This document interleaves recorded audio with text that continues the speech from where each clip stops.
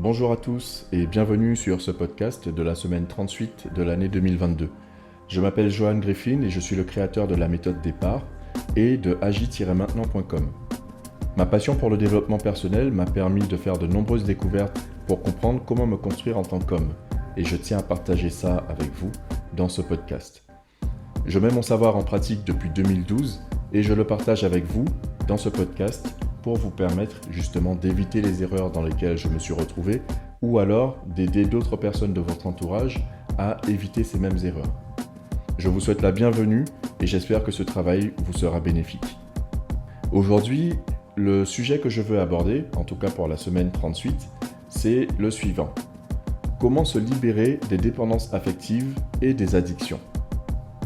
Dans ce contenu, je vous donnerai accès à quelques pistes que j'ai tirées de mon expérience personnelle pour vous aider à atteindre ces objectifs.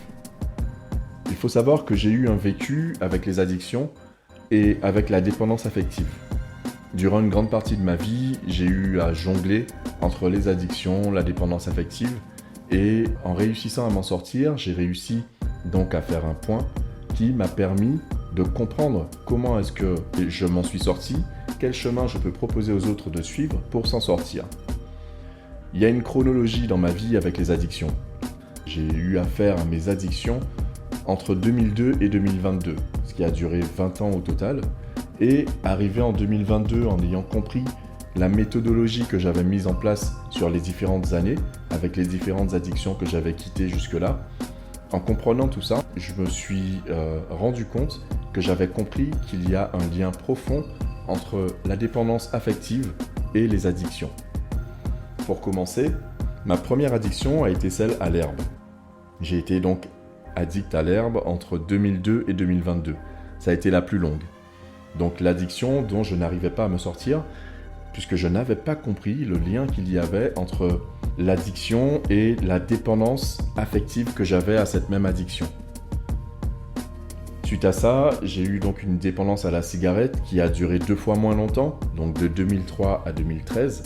J'ai connu une addiction aussi à l'alcool qui a duré de 2005 à 2020, donc une quinzaine d'années, et une autre avec le café, le thé et les boissons énergisantes qui a duré de 2007 à 2020.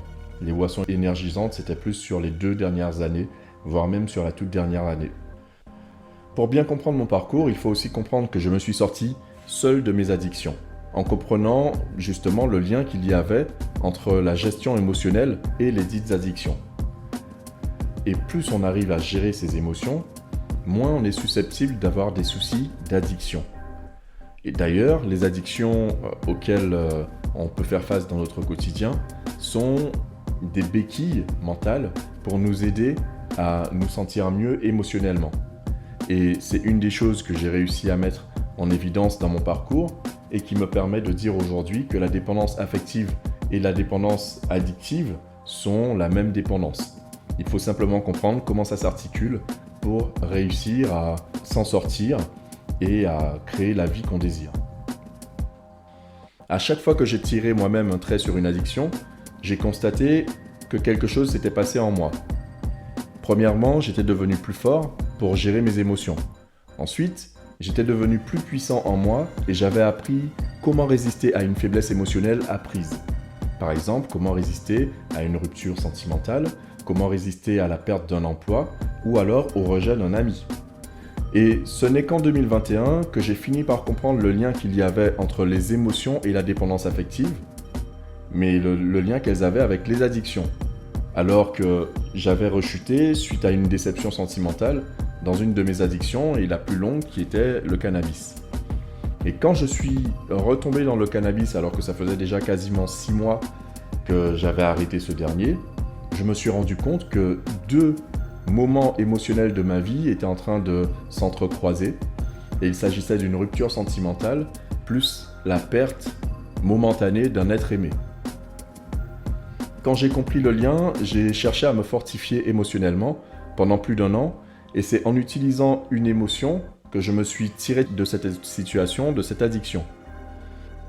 Et ça s'est fait au détour d'un malentendu. C'est-à-dire que le jour où j'ai choisi d'arrêter d'acheter du cannabis pour en consommer, Ce jour-là, il s'est trouvé que j'ai eu un malentendu avec la personne qui me fournissait et que comme émotionnellement j'étais suffisamment fort pour pouvoir prendre du recul et cesser avec cette addiction, et bien ce jour-là, je me suis arrêté tout simplement. Une fois que j'ai fait le lien, je me suis libéré de ma dernière et de ma plus longue addiction. Et si je te partage cette expérience, c'est pour que tu réussisses de ton côté à bénéficier de mon expérience, pour te défaire de tes addictions et de ta dépendance affective qui n'est rien d'autre qu'une addiction à une personne ou à un groupe d'individus. Alors, premièrement, la dépendance affective, c'est quoi ? C'est quand émotionnellement, tu te dis que tu ne peux pas vivre sans lui, sans elle, sans eux. Si mon environnement est instable, il m'amène à la dérive. Si je ne peux pas compter sur une personne à laquelle j'ai donné beaucoup d'affection, à laquelle j'ai donné beaucoup d'attachement émotionnel, eh bien je me retrouve dans une situation possible de dépendance affective.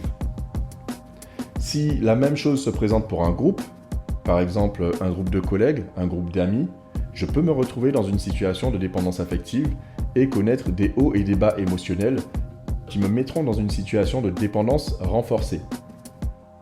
À travers cela, à travers ce processus, je vais trouver un responsable extérieur à mon mal-être, ce qui va faciliter ma rechute et ma culpabilisation.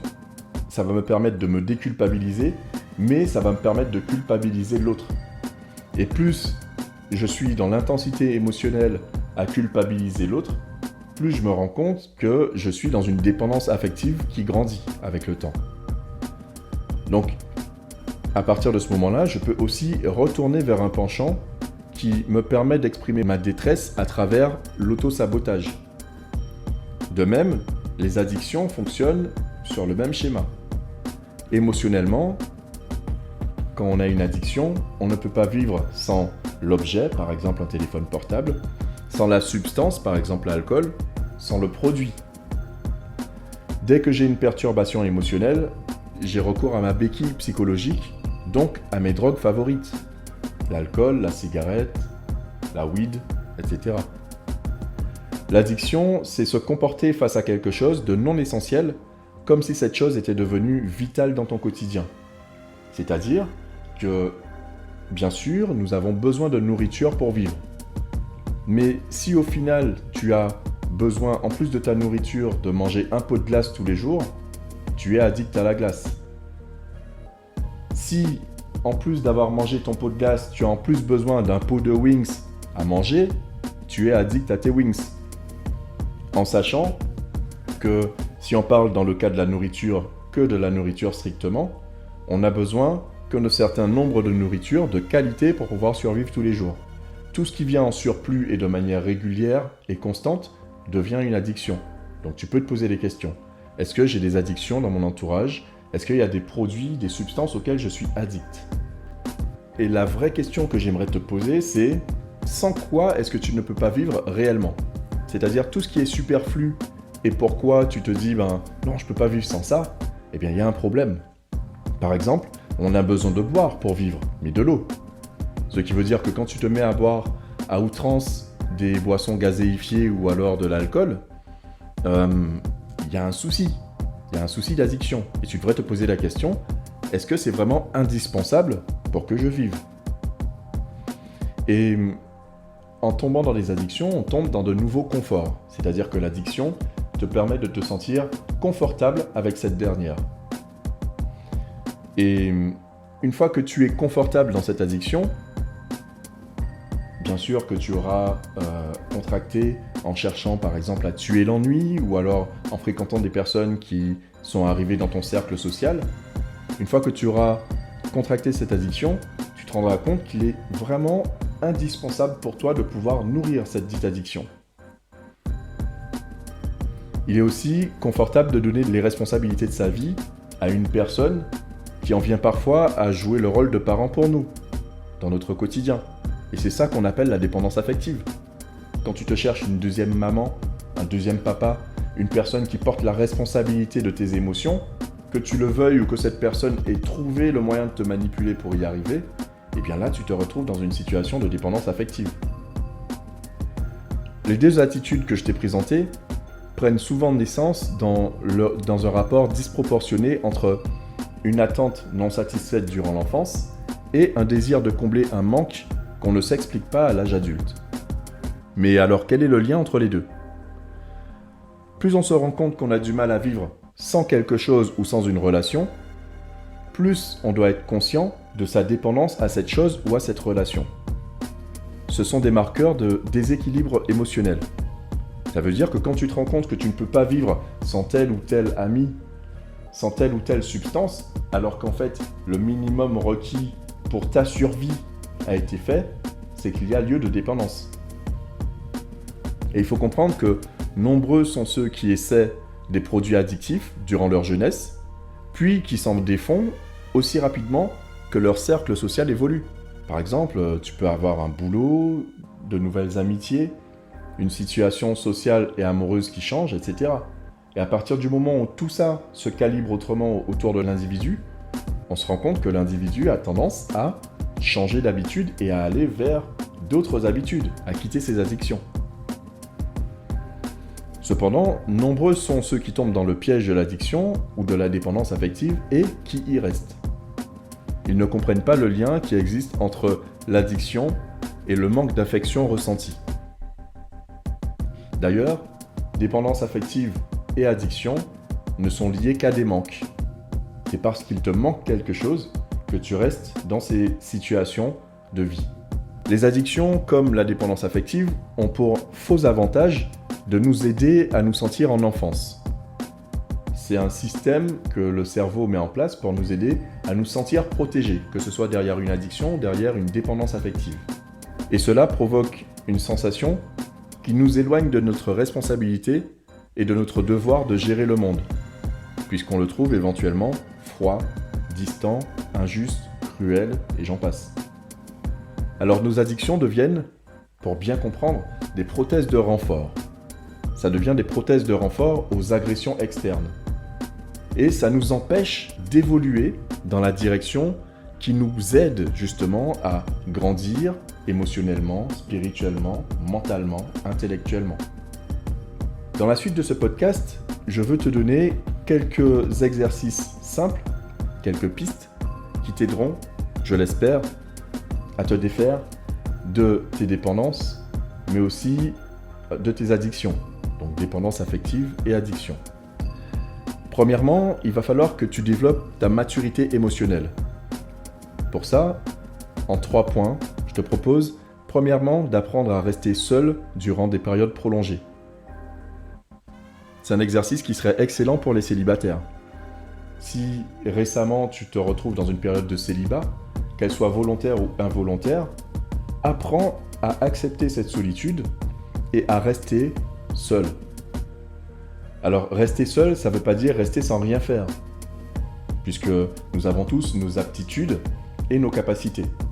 Il y a des personnes qui resteront seules en méditant, mais il y a des personnes aussi qui passent dans des stades méditatifs, en sculptant, en faisant un travail manuel, en écrivant, en lisant. À partir du moment où tu connais le flow, à partir du moment où tu te retrouves dans un état de flow, c'est-à-dire un moment de concentration tellement élevé que tu ne vois plus passer le temps, eh bien tu es déjà dans une mesure dans un état méditatif. Et pour cela, tu peux utiliser tes mains, tu peux aller marcher à l'extérieur, tu peux faire des activités qui te permettent, tout en étant seul, de te poser de vraies questions pour pouvoir grandir de l'intérieur. Deuxièmement, tu peux encourager ton entourage à trouver des moments pour se régénérer. Ça se fait généralement seul, mais tu peux aussi te régénérer en groupe.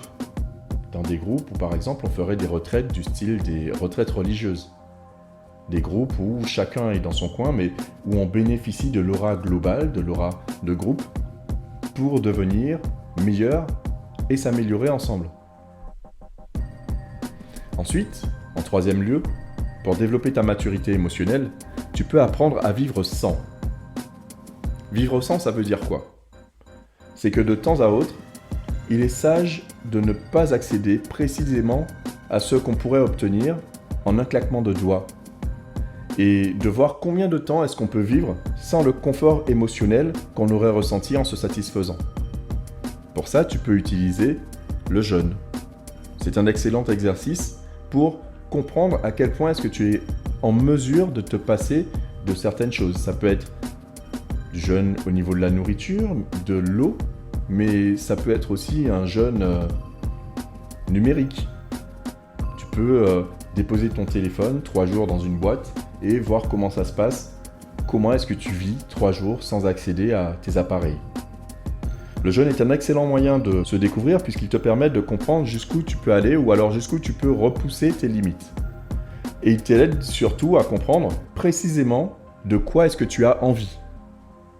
Si tu te mets à jeûner par exemple numérique, eh bien tu te rendras compte que tu as probablement plus envie d'aller dans la nature, de voir les animaux, les plantes, les arbres, de te connecter à la matrice initiale.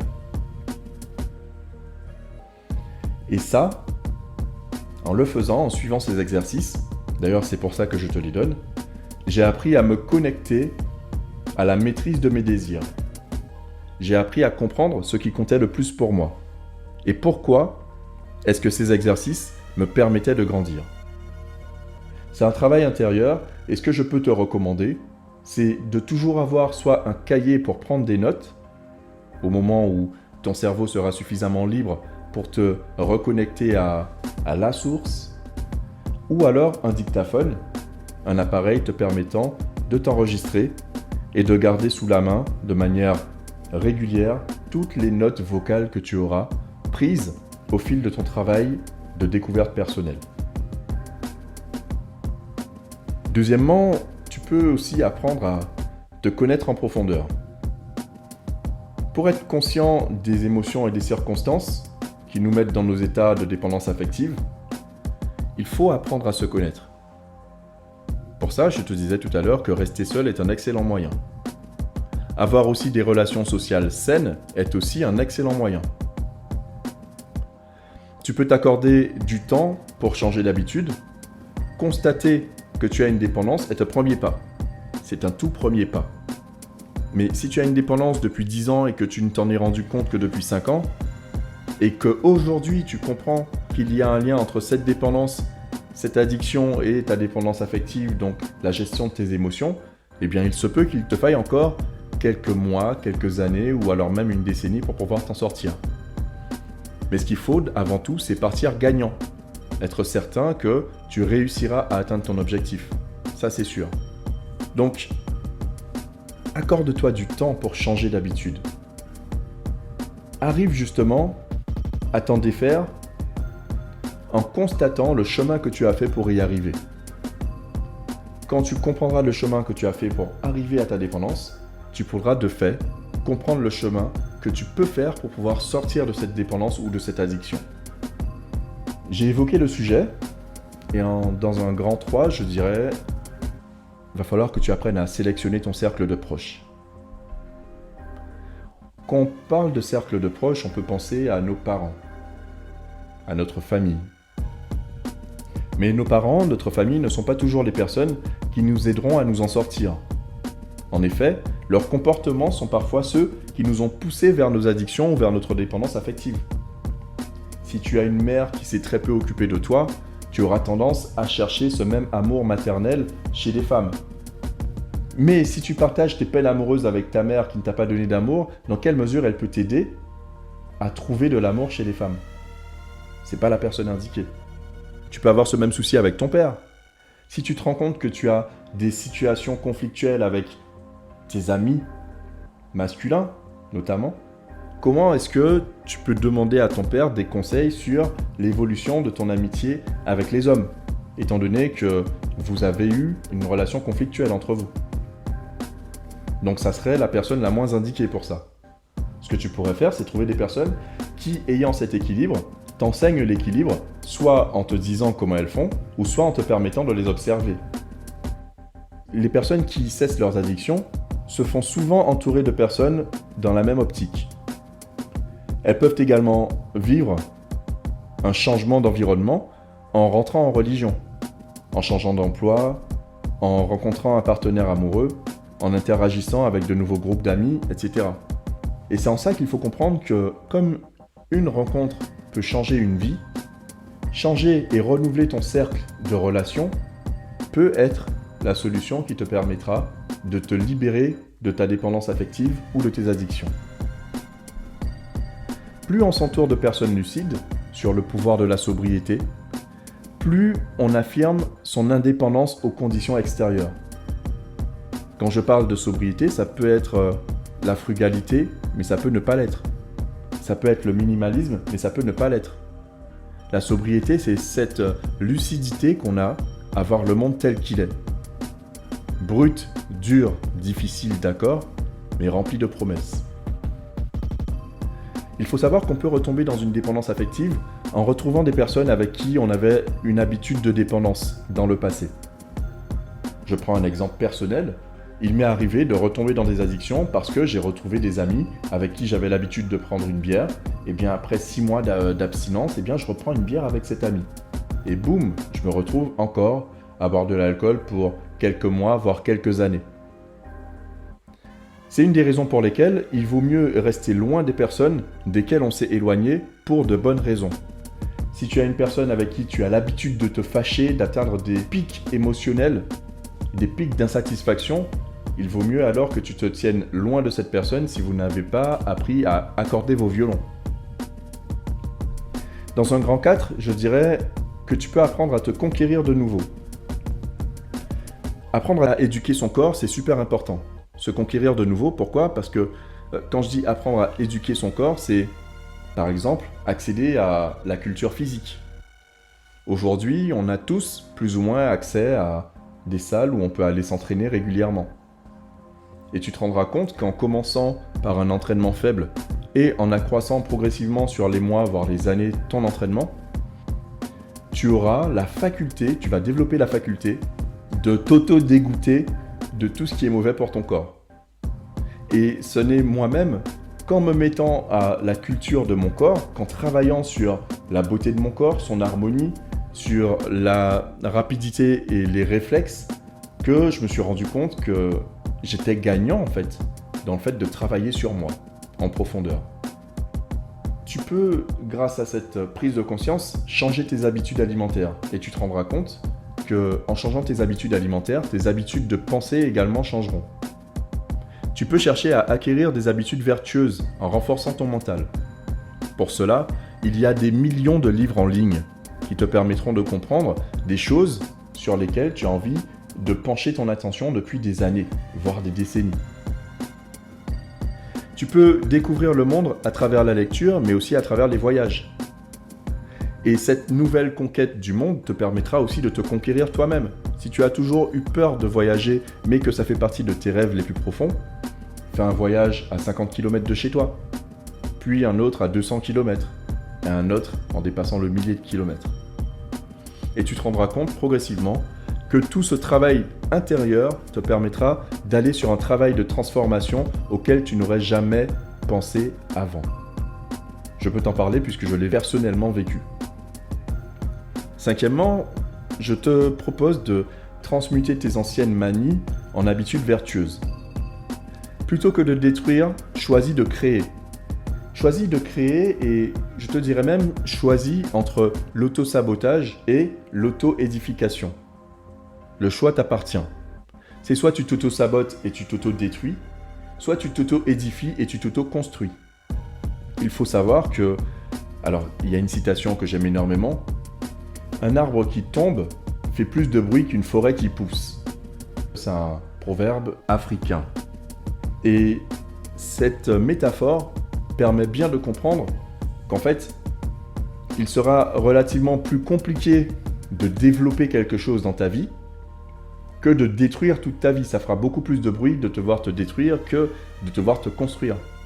Mais il y a beaucoup plus de mérite dans le fait de voir grandir la forêt que dans le fait de faire tomber un arbre.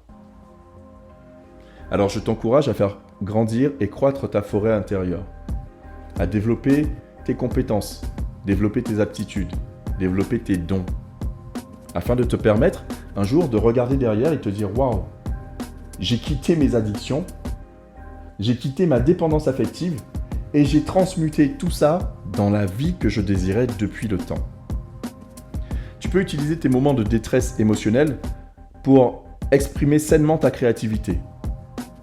Toute une gamme d'émotions sont à ta disposition. Il te suffit d'apprendre à les utiliser pour les exprimer à bon escient. Par exemple, quand tu ressens la colère, tu peux très bien utiliser cette colère pour exprimer une musique, un poème, une peinture, un texte, une sculpture. Ou alors sortir, courir, faire des pompes, des tractions, danser, jouir de la vie. C'est ce que j'entends par la transmutation des énergies négatives, c'est-à-dire comment est-ce que tu utilises cette rage que tu as en toi pour la transformer en quelque chose qui te permette de te construire. Le retour à la réalité te permettra de grandir intérieurement, c'est-à-dire que quand tu auras laissé tes addictions et ta dépendance affective, tu apprendras à grandir, puisque tu t'accompagneras de fait vers la voie de la sagesse, la voie de la croissance. Et ce sera l'occasion de transformer tes faiblesses en atouts. Aujourd'hui, je peux l'affirmer, ma volonté est beaucoup plus puissante qu'il y a 10 ans. Je n'ai donné de pouvoir à ma volonté qu'en cherchant la volonté, c'est-à-dire qu'en développant ma volonté de quitter mes addictions et de quitter la dépendance affective. Et ça m'a renforcé. Tu trouveras tes forces dans tes faiblesses. En travaillant tes faiblesses, tu découvriras des forces que tu ne soupçonnais pas encore aujourd'hui. Les déceptions sentimentales sont plus dangereuses que les addictions car elles peuvent laisser des marques profondes. En effet, se défaire d'une addiction peut prendre plusieurs mois. En revanche, quand une déception sentimentale prend sa source dans une trahison, dans un abandon ou dans une autre blessure infligée par un être aimé par exemple, la douleur peut rester vive jusqu'à la fin de nos jours. De nombreuses personnes ont perdu la tête en se trouvant dans des circonstances de meurtrissure émotionnelle profonde. La dépendance affective que ces personnes ont ressentie, pour une personne ou pour un événement dans leur vie, peut avoir pour origine une rupture amoureuse. Ça peut être la perte d'un être aimé, ça peut être une désillusion dans la vie. Il en résulte à la fin que l'individu qui connaît ces circonstances dans sa vie peut souffrir d'une douleur indélébile et passer de dépendance affective à addiction et d'addiction à dépendance affective dans un va-et-vient qui n'en finit pas. La dépendance affective s'accentue parfois quand dans notre entourage, on a affaire à des individus qui manipulent nos émotions et qui prennent un malin plaisir à nous faire vivre des montagnes russes émotionnelles, jusqu'à leur abdiquer notre pouvoir. Une fois que nous avons abandonné notre âme à ces personnes, elles deviennent celles dont nous avons le plus besoin. Ça devient, comme je le disais au début du podcast, nos parents, une forme de parents, une forme d'adulte qui veille sur nous enfants. Et on se protège derrière cette dépendance affective pour devenir des enfants en face de ces manipulateurs. Ce qu'il faut comprendre, c'est que ces personnes cultivent souvent nos insatisfactions comme le font les substances addictives. Il n'y a que dans l'insatisfaction qu'on arrive à continuer à te manipuler. Et quand on arrive à ce stade, on a de plus en plus de mal à se défaire de l'influence de ces personnes ou de ces addictions. Parce que du coup, on se retrouve piégé et dépendant de manière affective, ce qui fait de nous une victime involontaire sous une pression, je dirais, permanente de la personne ou de la substance qui nous manipule. Ainsi donc, quand on se retrouve avec une personne qui utilise nos émotions pour nous faire perdre la raison, il vaut mieux nous en éloigner. Si tu es dans une relation, tu te rends compte que la pression, la tension émotionnelle est extrêmement forte, que tu tends à péter les plombs trop régulièrement, il vaut mieux t'éloigner de cette personne. Une relation saine, en effet, n'est pas éprouvante émotionnellement. Et nul n'est censé perdre la tête dans une relation équilibrée. Chacun est censé garder l'équilibre émotionnel dont il dispose le plus longtemps possible dans une relation bienveillante.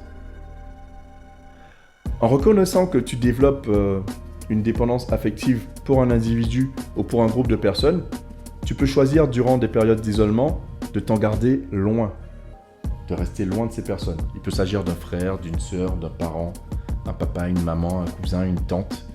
Si tu sens que l'intensité émotionnelle est beaucoup trop forte lorsque tu es avec cette personne, il vaut mieux t'en tenir éloigné.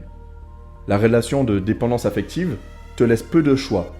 La personne dont tu es dépendant affectif peut parfois craindre de te laisser partir et va trouver des moyens très efficaces de te garder dans son entourage. Souvent, ces gens utilisent la culpabilisation. je suis tombé malade et j'ai pas eu de tes nouvelles. Tu ne m'as pas appelé. Est-ce que tu aurais aimé que ça t'arrive? Est-ce que tu peux te mettre à ma place et comprendre ce que ça m'a fait? Que tu ne m'aies pas appelé depuis 6 mois? Et cette personne-là ne se demandera pas, mais pourquoi est-ce que un tel ne m'a pas appelé 6 mois? Non, elle verra ça de son point de vue. Et du point de vue de la culpabilisation que tu devrais porter, que tu es supposé porter parce que tu l'as abandonnée, parce que tu t'es préféré à elle.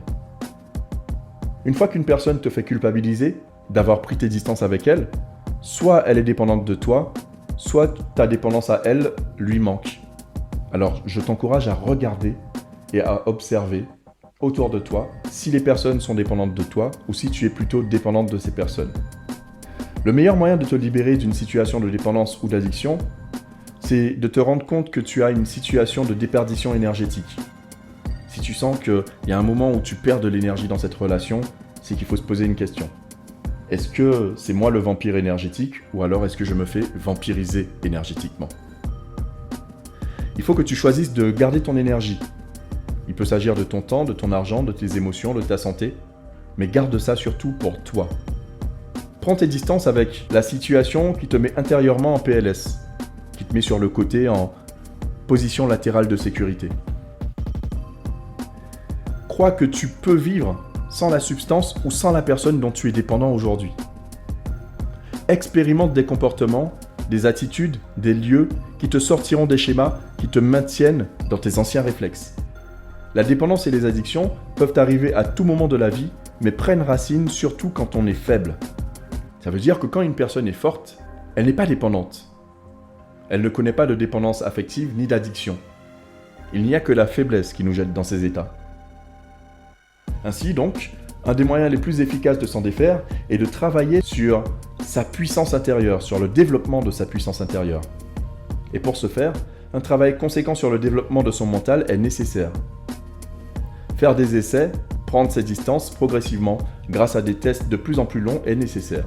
Et ça peut t'aider aussi, changer radicalement, c'est-à-dire te dire du jour au lendemain, j'arrête telle relation ou je cesse telle addiction. Et partir sur ta voie, parce que tu as compris que ça ne faisait que te bouffer de l'énergie.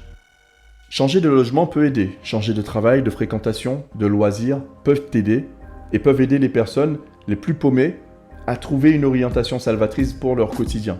Il faut comprendre aussi que la dépendance vient souvent quand on ne suit pas sa voix intérieure ou quand on a perdu, à force d'écouter d'autres personnes, d'autres voix, notre entourage au fil des années.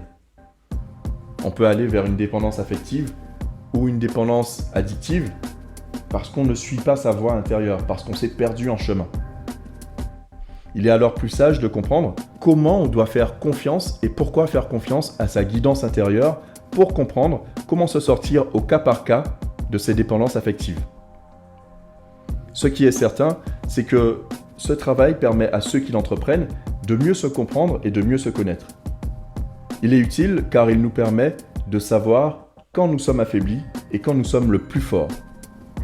C'est en comprenant nos cycles d'état d'esprit que nous trouvons justement la puissance nécessaire pour diriger nos vies avec plus de foi et de détermination. Une fois qu'on a compris le lien entre la dépendance affective et les addictions, on peut se défaire des unes et des autres. Cela ne se fait pas en un soir, bien sûr, comme je l'ai expliqué, ça ne se fait pas en un claquement de doigts. Mais ça permet déjà d'aller en avant, parce que la première étape, c'est d'être conscient qu'on a une dépendance affective ou une addiction à traiter. Et ça permet, une fois qu'on a pris conscience, une fois qu'on a décidé d'avancer, d'y aller sans ne plus jamais se retourner. La première habitude à travailler pour y arriver est de trouver un moyen de se retrouver seul dans une pratique qu'on apprécie. Ça, je te l'ai dit tout à l'heure. Ça peut être de la méditation, de la lecture, de l'écriture, un travail manuel, la marche à l'extérieur, etc. Bien sûr, aussi avec ça, il faut apprendre à rester seul pour entreprendre et comprendre son dialogue intérieur. Donc tu vas entreprendre un chemin vers la compréhension de ton dialogue intérieur. Voilà, je t'ai donné toutes ces pistes en espérant qu'elles t'aideront à aller de l'avant et à te libérer soit d'une dépendance affective, soit d'une addiction. J'espère que mes conseils et mes expériences t'auront aidé à avancer dans ta quête de la vérité. Si c'est le cas, aime le contenu, partage-le autour de toi, abonne-toi à cette chaîne ou à ce canal de diffusion. C'est le meilleur moyen de m'encourager à poursuivre le travail de vulgarisation des sciences du succès que je fais avec toi. Sinon, rappelle-toi pourquoi tu es là, pourquoi est-ce que tu es dans ce monde. Et je te dirai ma phrase fétiche. Change de vie. Agis maintenant. Je te dis à la semaine prochaine. Ciao, ciao.